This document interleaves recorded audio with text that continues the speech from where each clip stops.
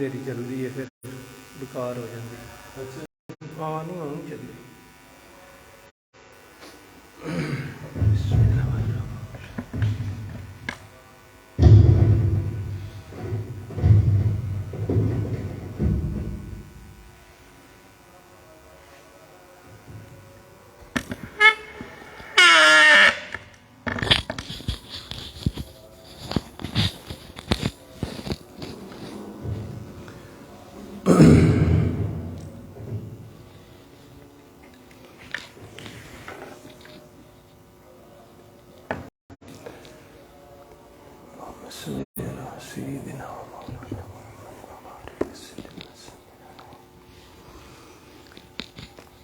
الحمد للہ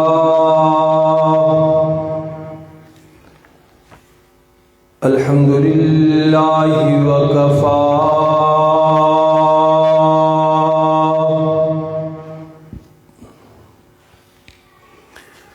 الذي خلق الأرض والسماوات العلى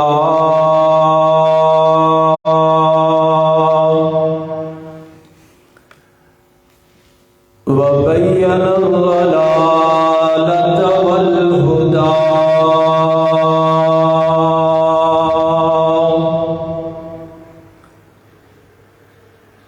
لا شريك له في الأرض ولا في السماء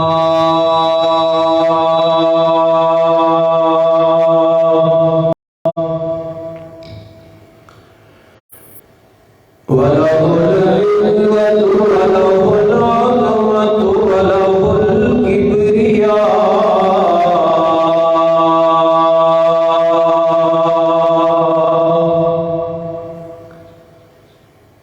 وعليه التوكل والثناء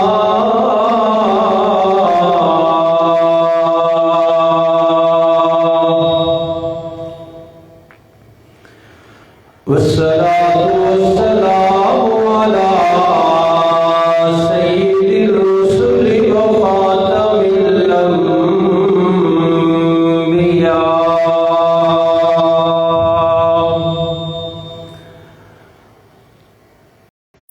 أرسله الله بالحق بشيرا ونذيرا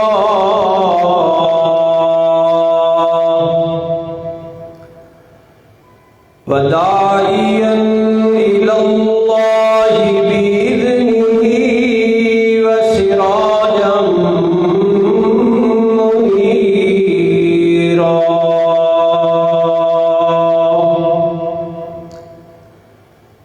وعلى آله وأصحابه الأتقياء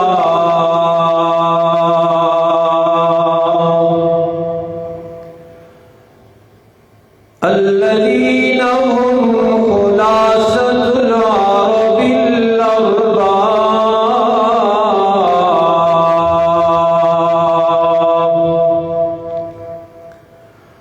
وخير الخلائق بعد الأنبياء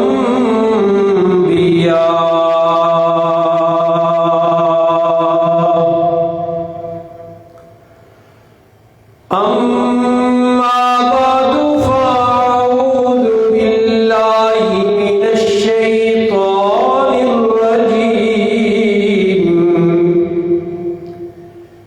بسم الله الرحمن الرحيم لقد سمع الله قول الذين قالوا إن الله فقير ونحن أغنياء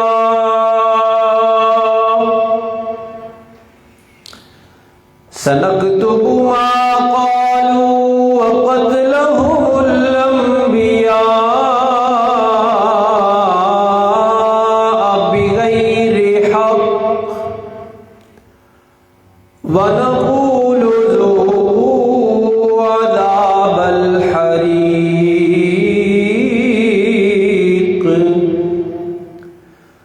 صدق اللہ العظیم وبلغنا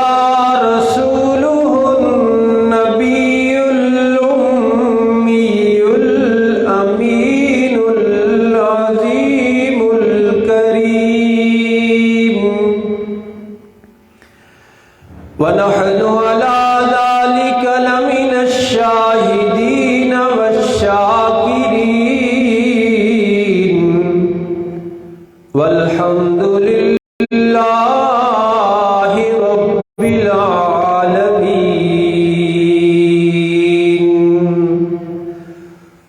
اللهم صل على محمد وعلى آل محمد كما صليت على إبراهيم وعلى آل إبراهيم إنك حميد مجيد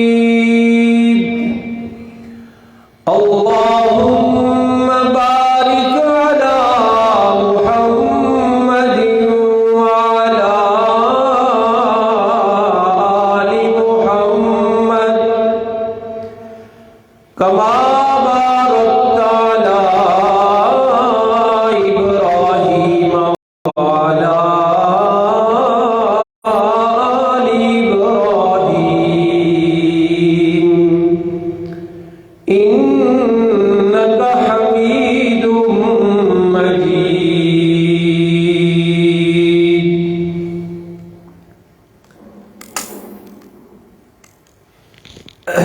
واجب الاحترام حاضرین و ناظرین کرام،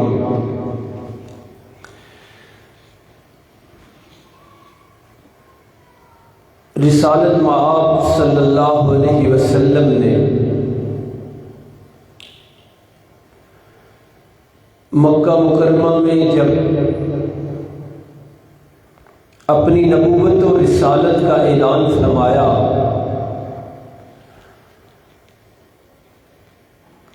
تو آپ کی نبوت و رسالت پر سب سے پہلے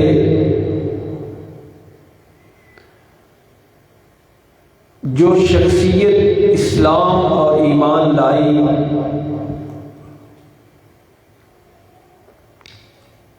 انہیں صدیق اکبر رضی اللہ عنہ کہا جاتا ہے۔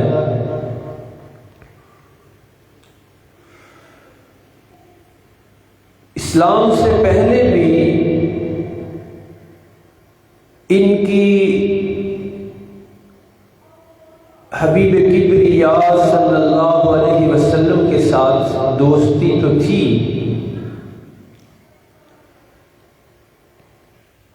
لیکن اسلام لانے کے بعد اس دوستی میں مزید پختگی اور نکھار آیا، اور پھر صدیق اکبر رضی اللہ عنہ نے اپنے کردار و عمل سے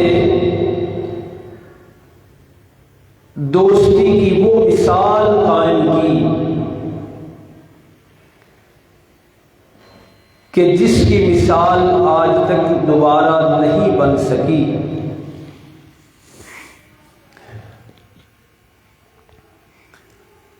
جمادی الثانی کی 22 تاریخ کو سیدنا صدیق اکبر رضی اللہ عنہ اس دنیا سے رحلت فرما گئے۔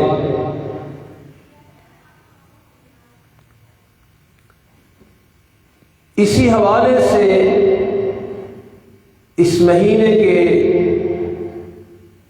آغاز سے ہی سیدنا صدیق اکبر رضی اللہ عنہ کا تذکرہ ممبر و محراب سے شروع ہو جاتا ہے۔ یقیناً وہ اسلام کے محسن تھے اور خود ارشاد پیغمبر کی روشنی میں عرض کروں تو وہ اسلام کے سب سے بڑے محسن ہیں۔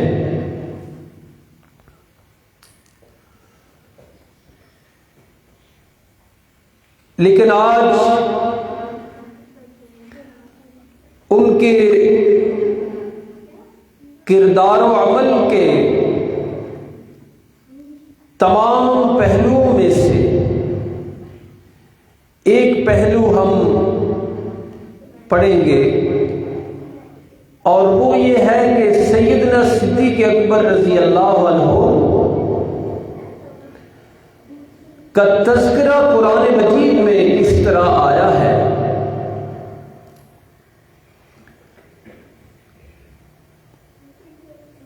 ویسے تو سارے صحابہ ہی قرآنی شخصیات ہیں، لیکن سیدنا صدیق اکبر رضی اللہ عنہ کو خاص اعزاز حاصل ہے کہ آپ کا تذکرہ قرآن حکیم میں موجود ہے۔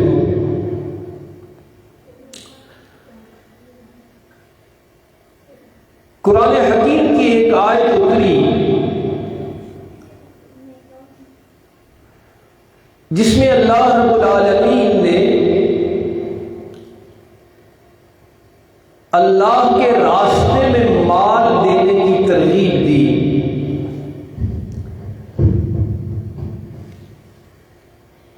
فرمایا من ذا الذی یقرض اللہ قرضا حسنا،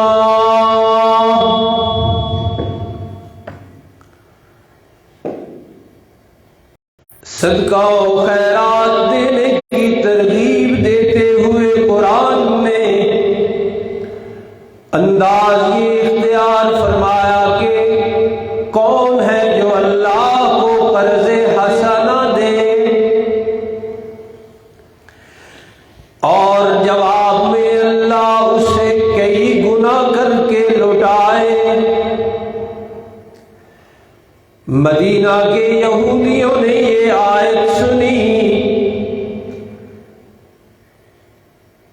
اللہ کے قرآن کو سمجھ نہ سکے، کہنے لگے کہ اللہ قرض مانگتا ہے، گویا اللہ فقیر ہے اور قرض مانگتا ہے ہم سے، تو اس کا مطلب یہ ہے کہ ہم غنی ہیں۔ اپنے آپ کو غنی کہنے لگے اور اللہ کو محتاج کہنے لگے، اور دنیا داری کے انداز میں چلے گئے کہ جو قرض دیتا ہے وہ غنی ہوتا ہے اور جو قرض لیتا ہے وہ فقیر ہوتا ہے۔ اس آیت کا انہوں نے اس طرح مذاق اڑا رکھا تھا۔ سیدنا صدیق اکبر رضی اللہ عنہ ایک دن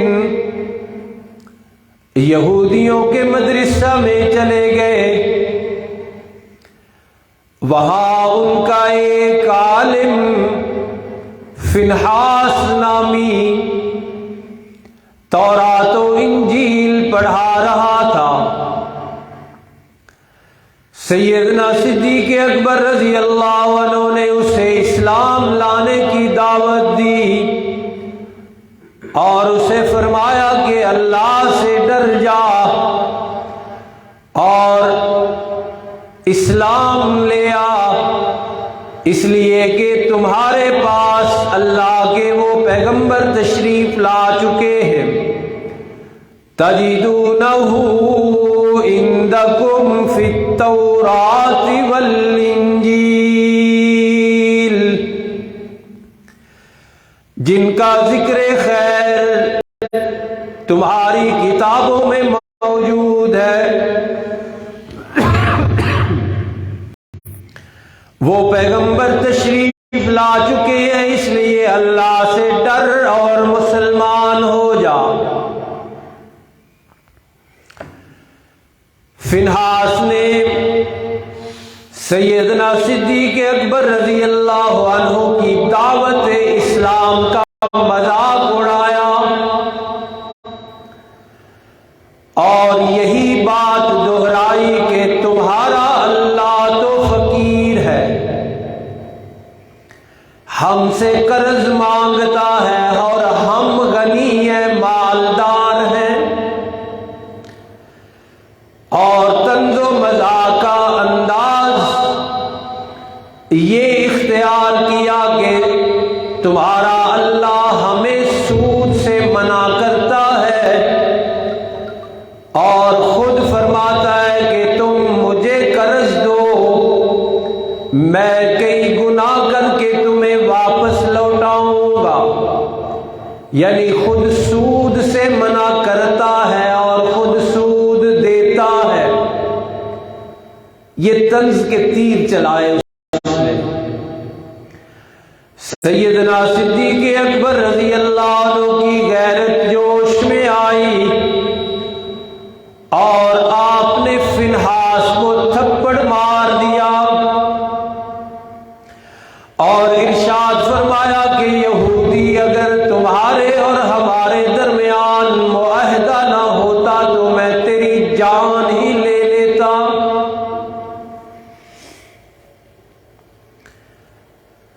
فنحاس نے جب یہ سلوک دیکھا تو بھاگا بھاگا رسول اکرم صلی اللہ علیہ وسلم کی بارگاہ میں آ گیا، کہنے لگا جناب والا صدیق اکبر رضی اللہ عنہ نے مجھے تھپڑ مارا ہے اور سیدنا صدیق اکبر رضی اللہ عنہ نے چاہا کہ اس سارے معاملے کے گواہ پیش کیے جائیں، لیکن پھر سوچا کہ وہاں تو سارے یہودی ہیں، میری گواہی کون دے گا؟ یعنی کون بتائے گا کہ اس نے اللہ کو فقیر کہا ہے اور خود کو مالدار کہا ہے۔ سیدنا صدیق اکبر رضی اللہ عنہ اپنے کیس کے سلسلے میں پریشان تھے تو اللہ نے قرآن حکیم کی یہ آیت اتار دی، فرمایا لقد سمع اللہ، اور کوئی گواہی دے یا نہ دے اور کوئی صدیق اکبر کے حق میں بولے یا نہ بولے، میں قرآن بنا کے کہتا ہوں لقد سمع اللہ، شک والی بات ہی کوئی نہیں، اللہ نے باتیں سن لی ہیں ان کی۔ قول الذین قالوا ان اللہ فقیر، اللہ نے ان کی یہ بات سنی ہے، انہوں نے کہی ہے کہ اللہ محتاج ہے، وَنَحْنُ أَغْنِيَاءُ، اور ہم مالدار ہیں۔ قرآن کہتے ہیں سَنَكْتُبُ مَا قَالُوا، ان کی ساری باتیں ہم لکھ رہے ہیں، وَقَتْلَهُمُ الْأَنْبِيَاءَ بِغَيْرِ حَقٍّ، اور جو یہ نبیوں سے ناحق سلوک کرتے رہے ہیں انہیں شہید کرتے رہے ہیں، ان کے وہ سارے جرائم بھی ہم لکھ رہے ہیں۔ یوں اللہ نے شان صدیق اکبر کو قرآن میں بیان کیا کہ صدیق اکبر رضی اللہ عنہ جو بات کہہ رہے ہیں وہ سچ ہے۔ ایک اور مقام پر بھی اللہ نے خاص صدیق اکبر رضی اللہ عنہ کے بارے میں آیت مبارکہ نازل فرمائی ہے۔ یہ بھی مدینہ کا واقعہ ہے۔ سیدنا صدیق اکبر رضی اللہ عنہ کی بیٹی ہے سیدہ عائشہ رضی اللہ عنہا، اور حرم نبوی ہے، زوجہ رسول ہے۔ ایک غزوہ سے، ایک جنگ سے واپس آ رہے ہیں تو منافقوں نے ایک کھیل کھیلا، سیدہ عائشہ رضی اللہ عنہا کے کردار پر انگلی اٹھا دی، بہتان بہت بڑا لگا دیا سیدہ عائشہ رضی اللہ عنہا پر، اور مدینہ کا ماحول خراب کر دیا۔ اتنا ماحول خراب ہوا کہ اس سازش کا شکار ہو گئے کچھ مسلمان بھی۔ انہی میں سے ایک سیدنا صدیق اکبر رضی اللہ عنہ کے خالہ زاد بھائی مصطح ہیں، سچے مسلمان، سچے صحابی ہیں، اور حضرت حسان دربار رسالت کے مشہور شاعر ہیں۔ یہودیوں کی سازش اور منافقوں کے پروپیگنڈے کا شکار ہو گئے، اور یہی بات کہنے لگ گئے جو یہودی کہہ رہے تھے۔ سیدنا صدیق اکبر رضی اللہ عنہ کو بیٹی ہونے کی وجہ سے بڑا غصہ لگا۔ منافقوں نے تو جو کرنا تھا وہ کرنا ہی تھا، لیکن انہیں تکلیف یہ ہوئی کہ مسلمان بھی اس سازش کا شکار ہو گئے، حضرت حسان بھی اس سازش کا شکار ہو گئے، اور حضرت مصطح رضی اللہ عنہما بھی سازش کا شکار ہو گئے۔ اور حضرت مصطح رضی اللہ عنہ کی صورتحال یہ تھی کہ حضرت سیدنا صدیق اکبر رضی اللہ عنہ ان کی مالی مدد کیا کرتے تھے۔ حضرت سیدنا صدیق اکبر رضی اللہ عنہ نے جب سنا کہ حضرت مصطح نے بھی وہی بات کہی ہے جو یہودی اور منافق کہہ رہے ہیں، تو آپ نے قسم اٹھا دی، فرمایا واللہ لا انفق علی مصطح شیئا ابدا، اللہ کی قسم میں مصطح کی مالی مدد آئندہ کبھی نہیں کروں گا۔ غصہ لگا ہوا تھا کہ مصطح کون، کیوں اس میں شریک ہوئے ہیں، حالانکہ وہ سازش کا شکار ہوئے تھے، لیکن آپ کی قسم اٹھانا اللہ کو پسند نہ آیا۔ مالی امداد کیوں روکی اللہ کو، یہ آپ کی ادا اچھی نہ لگی، اور آپ کو قرآن کے ذریعے سمجھایا۔ سورہ نور میں اتاری آیت، فرمایا وَلَا يَأْتَلِ أُولُو الْفَضْلِ مِنْكُمْ وَالسَّعَةِ، کہ تم میں سے جو صاحب خیر لوگ ہیں، مالدار لوگ ہیں، وسعت والے لوگ ہیں، انہیں یہ نہیں چاہیے کہ وہ اللہ کی قسم اٹھائیں اس بات پر کہ ایوتو اولی القربى والمساکین والمہاجرین فی سبیل اللہ، انہیں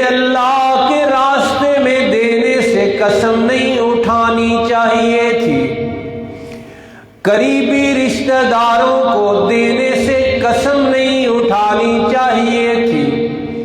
مسکین لوگوں کو دینے سے قسم نہیں اٹھانی چاہیے تھی، بلکہ اس کے مقابلے میں ان کو چاہیے وَلْيَعْفُوا وَلْيَصْفَحُوا، انہیں چاہیے کہ معاف کر دے اور درگزر کر دیا کریں۔ أَلَا تُحِبُّونَ أَن يَغْفِرَ اللَّهُ لَكُمْ، مخاطب کر کے فرمایا کہ کیا انہیں یہ پسند نہیں کہ انہیں بھی اللہ معاف کر دے؟ غصہ ان کو آیا ہے، غصے کی وجہ سے دینا چھوڑ دیا ہے، مدد کرنی چھوڑی ہے، لیکن اللہ کو یہ ادا بھائی نہیں، پسند نہیں آئی۔ سیدنا صدیق اکبر رضی اللہ عنہ نے جیسے یہ بات سنی کہ اللہ نے مجھے مخاطب کیا ہے اور قرآن بنا کے اتارا ہے کہ اللہ کے راستے میں دینے سے قسم نہیں اٹھانی چاہیے تھی، اپنی قسم بھی ختم فرما دی اور عرض کیا اللہ کی بارگاہ میں کہ یا اللہ کیوں نہیں، مجھے یہ پسند ہے کہ آپ مجھے معاف کریں، اور فیصلہ فرمایا کہ ہمیشہ کے لیے حضرت مصداق کی مالی امداد بحال کر دی۔ تو یوں دوسرے موقع پہ اللہ نے صدیق اکبر رضی اللہ عنہ کا ذکر قرآن میں کیا۔ مکہ مکرمہ سے جب چلے اللہ کے پیغمبر صلی اللہ علیہ وسلم، ہجرت کی رات، غار میں رات ٹھہراؤ جب ہوا تو مشرکین مکہ بھی تعاقب میں نکلے، اور تعاقب کرتے کرتے مکہ کے مشرک غار کے دہانے پر پہنچ گئے۔ سیدنا صدیق اکبر رضی اللہ عنہ کی گود میں نبوت و رسالت کا سر موجود ہے، سر اقدس اللہ کے پیغمبر کا ہے، اور گود ہے سیدنا صدیق اکبر کی، اور حضرت سیدنا صدیق اکبر رضی اللہ عنہ ہر دم ہر لحظہ تشویش میں رہتے تھے کہ کہیں دشمن تعاقب کرتے ہوئے یہاں تک نہ آ جائیں۔ بخاری کی روایت ہے کہ دشمن تعاقب کرتے ہوئے غار کے منہ پر آ گئے۔ سیدنا صدیق اکبر رضی اللہ عنہ نے اللہ کے پیغمبر صلی اللہ علیہ وسلم کے کان میں سرگوشی کی کہ جناب والا وہ تو بالکل منہ کے اوپر آ گئے ہیں، غار کے دہانے پر آ گئے ہیں۔ تو اللہ کے پیغمبر صلی اللہ علیہ وسلم نے فرمایا فما ظنک یا ابا بکر باثنین، ابو بکر پریشان ہونے کی ضرورت نہیں ہے، تیرا ان دو شخصیات کے بارے میں کیا خیال ہے؟ اللہ ثالثہما، کہ جن کا تیسرا اللہ ہے، یعنی غار میں ایک میں ہوں، ایک آپ ہیں، اور اللہ ہمارے ساتھ ہے۔ غار میں سیدنا صدیق اکبر رضی اللہ عنہ تشویش میں مبتلا ہے، فکر مندی کا شکار ہے، اور رسالت مآب صلی اللہ علیہ وسلم آپ کو تسلیاں دے رہے ہیں، اور عرض یہ کرنی تھی، آج پڑھنا ہم نے یہ تھا کہ سیدنا صدیق اکبر رضی اللہ عنہ کا قرآن میں کیسے تذکرہ آیا ہے۔ چنانچہ یہ سارا منظر اللہ نے قرآن بنا کے اتار دیا۔ سورۃ التوبہ میں فرمایا الا تنصروہ فقد نصرہ اللہ۔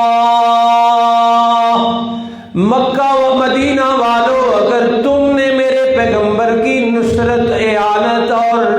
تعاون نہیں نہ کیا تو کوئی بات نہیں، فقد نصرہ اللہ، اللہ تو اپنے محبوب صلی اللہ علیہ وسلم کی مدد پہلے بھی کر چکے ہیں، آئندہ بھی کریں گے۔ کب مدد کی؟ فرمایا اذ اخرجہ الذین کفروا، خاص مدد اتاری اس وقت اللہ نے اپنے پیغمبر پر جب مکہ والوں نے آپ کو مکہ سے نکلنے پہ مجبور کیا اور آپ غار میں تھے۔ فرمایا ثانی اثنین اذ ہما فی الغار، جب آپ دو میں سے دوسرے تھے، اور یہی لفظ قرآن نے اختیار کیا، یہی لفظ اللہ کے پیغمبر صلی اللہ علیہ وسلم نے وہاں فرمایا کہ فما ظنک یا ابا بکر باثنین اللہ ثالثہما، کہ ان دو کے بارے میں ابو بکر تیرا کیا خیال ہے جن کا تیسرا اللہ ہے۔ تو قرآن نے وہی لفظ یہاں قرآن بنا کے اتار دیا اللہ نے، فرمایا ثانی اثنین اذ ہما فی الغار، دونوں غار میں موجود تھے۔ سارا منظر اللہ نے ہمیشہ ہمیشہ کے لیے قرآن میں محفوظ کر دیا۔ اذ یقول لصاحبہ، جب اللہ کے پیغمبر اپنے ساتھی سے فرما رہے تھے، اللہ کے پیغمبر اپنے ساتھی سے فرما رہے تھے لا تحزن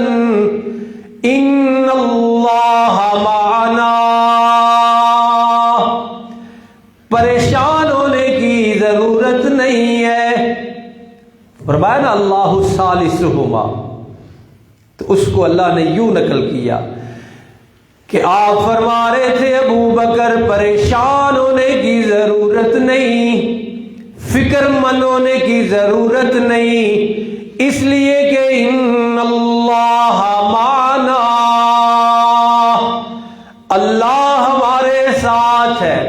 وہی اللہ جس نے مکہ سے باحفاظت نکالا، وہاں بھی گھیرا کیے ہوئے تھے نا، اور ارادہ کیے ہوئے تھے کہ آج زندہ بچ کر نہیں جانا چاہیے، لیکن اللہ نے باحفاظت پورے محاصرے سے نکال کے دکھایا کہ جو اللہ چاہتے ہیں وہی ہوتا ہے۔ اسی رب العالمین کی طرف اللہ کے پیغمبر نے ذہن موڑا اپنے صحابی سیدنا صدیق اکبر رضی اللہ عنہ کا، فرمایا لا تحزن ان اللہ معنا، پریشان ہونے کی ضرورت نہیں، وہی اللہ آج بھی اپنی طاقتوں اپنی قوتوں کے ساتھ ہمارے ساتھ موجود ہے۔ تو یوں تذکرہ ہے سیدنا صدیق اکبر رضی اللہ عنہ کا قرآن میں۔ یہ 3 مقام ہم نے پڑھے، اور بھی کئی جگہ ایسی ہیں جن میں یا تو شان صدیق اکبر خود بیان ہوئی ہے، اور یا وہ آیات ایسی ہیں کہ جن کا شان نزول ہی سیدنا صدیق اکبر کا کوئی عمل، کوئی سوچ، کوئی فکر بنی ہے۔ یعنی آپ نے کوئی سوچ سوچی،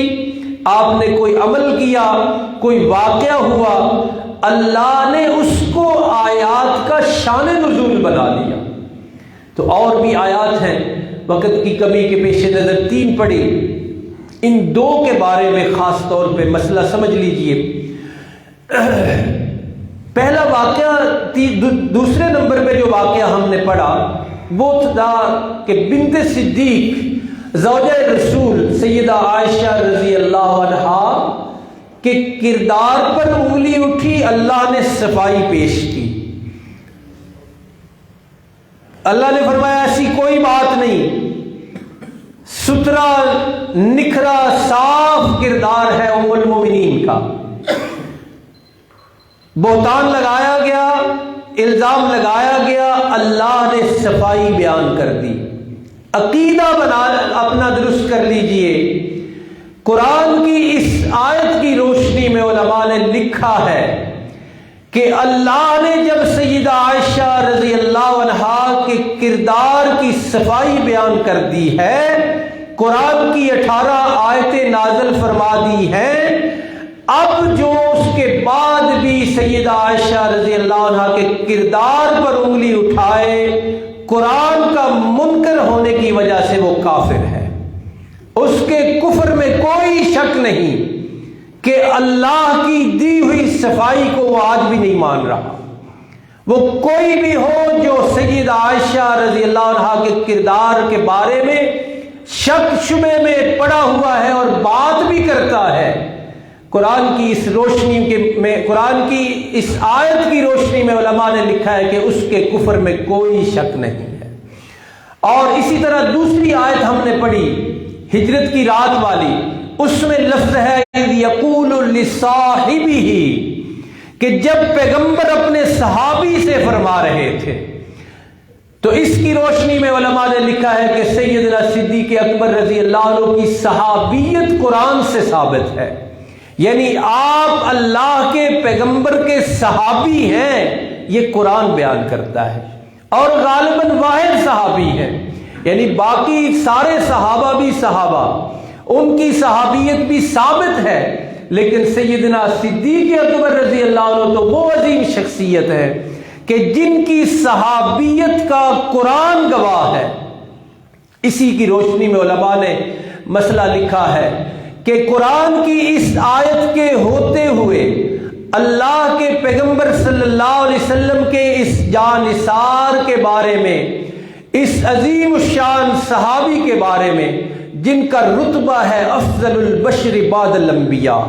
کہ سب سے اوپر رتبہ نبیوں کا، اور سارے نبیوں کے بعد پوری انسانیت میں سب سے افضل،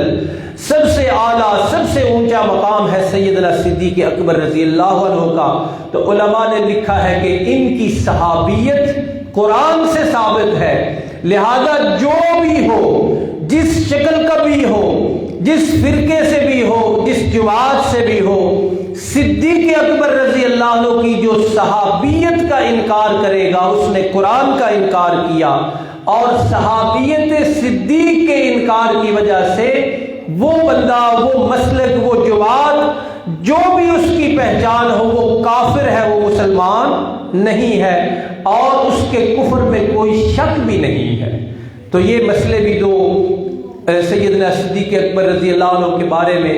یاد رکھنے چاہیے کہ آپ کی ذات کے حوالے سے یہ عقیدہ کہ آپ صحابی ہیں اور آپ کی جو بیٹی ہے وہ ان کا کردار بالکل صاف ستھرا ہے، یہ نازک عقیدے ہیں اور نازک مسئلے ہیں، ان میں شک اور شبہ کرنے کی وجہ سے بندہ دائرہ اسلام سے خارج ہوتا ہے، ایمان سے ہاتھ دھو بیٹھتا ہے۔ سیدنا صدیق اکبر رضی اللہ عنہ 22 جمادی الثانی کو اللہ کے پاس چلے گئے، بڑا عظیم رتبہ، بڑا عظیم مقام، اور یہاں جیسے فرمایا کہ اذ ہما فی الغار، وہ دونوں غار میں تھے۔ بعد کا نقشہ یہ ہے کہ اذ ہما فی المزار، کہ جب وہ دونوں غار میں تھے تو اللہ نے اس منظر کو قرآن بنایا، اور آج 14 صدیاں گواہ ہیں، 14 صدیاں گواہ ہیں کہ اذ ہما فی المزار، کہ اللہ نے ان کو مزار مبارک میں بھی دونوں کو اکٹھا کر دیا، ساتھ سیدنا فاروق اعظم رضی اللہ عنہ بھی موجود ہیں۔ اللہ رب العالمین ہمیں شان صدیق اکبر سمجھنے کی اور دفاع صدیق اکبر کرنے کی توفیق عطا فرمائے۔ وما علینا الا البلاغ۔